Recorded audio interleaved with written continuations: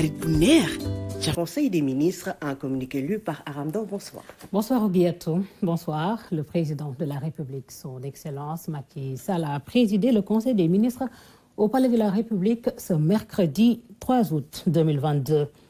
À l'entame de sa communication, le chef de l'État s'est félicité du respect du calendrier électoral et du bon déroulement des élections législatives du 31 juillet 2022 dans le calme, la sérénité et la transparence sur l'étendue du territoire national en présence d'observateurs déployés par des organisations internationales et la société civile.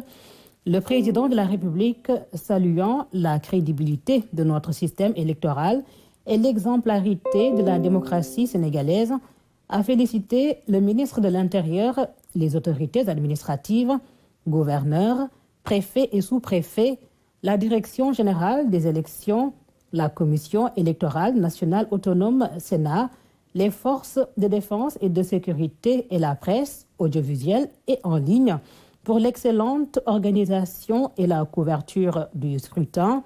Le chef de l'État demande à cet égard au gouvernement de préparer et d'accompagner l'installation dans les meilleures conditions des députés de la 14e législature. Abordant la modernisation de l'artisanat national, le président de la République a indiqué au gouvernement la nécessité de bâtir un système d'entrepreneuriat intégré du secteur en assurant la formation professionnelle et l'apprentissage adapté, l'installation et l'équipement adéquat, la formalisation et le financement des artisans via en particulier les mécanismes du 3FPT, de la DER-FJ, du FONGIP, de la PDA et de l'ADPME. Le chef de l'État a également insisté sur l'urgence, premièrement, de moderniser et de transformer les chambres des métiers, deuxièmement, de consolider la vocation d'excellence du Centre de formation artisanale CFA de Dakar, troisièmement, de finaliser un programme national de réalisation de centres artisanaux modernes dans chaque capitale départementale, quatrièmement, de relancer le projet du mobilier national et de renforcer la place des artisans dans l'exécution de la commande publique.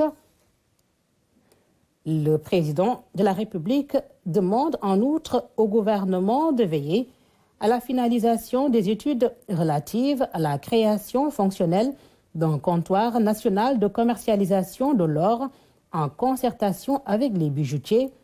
Le chef de l'État invite enfin le ministre de l'Artisanat et de la transformation du secteur informel à accélérer le processus d'adoption avant fin septembre 2022 de la stratégie nationale de développement de l'artisanat SNDA.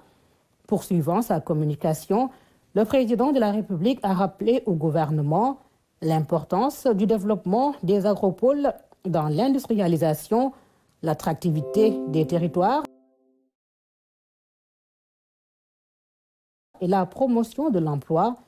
Le chef de l'État a informé le Conseil du lancement ce jeudi 4 août 2022 à Boula-Bougou des travaux de l'agropole Ouest avec l'entente intercommunale de Malicounda, Guénienne et Sandiara, après la disponibilité de toutes les études techniques, économiques, foncières, financières et environnementales requises. Sur le climat social et le suivi des affaires intérieures, le président de la République a évoqué les points suivants. Premier point, la célébration de la Tamkharit le lundi 8 août 2022 en présentant ses meilleurs vœux de santé et de bonheur à la Oumma islamique à l'occasion de l'avènement du Nouvel An musulman. Deuxième point, l'édition 2022 de la Journée nationale de l'arbre national. Troisième point, la campagne agricole en invitant le ministre de l'Agriculture et de l'Équipement rural et les autorités administratives à renforcer les dispositifs de suivi de proximité de l'évolution des cultures, de la cession du matériel agricole et des engrais subventionnés aux producteurs. Quatrième point, l'accélération de l'exécution du projet de reconstruction du centre hospitalier national Aristide Le Dantec en demandant au ministre de la Santé et de l'Action sociale et au ministre en charge des Finances et de l'Économie, tutelle du Fonds 6, d'engager toutes les diligences requises pour le lancement des travaux au plus tard en début septembre 2022.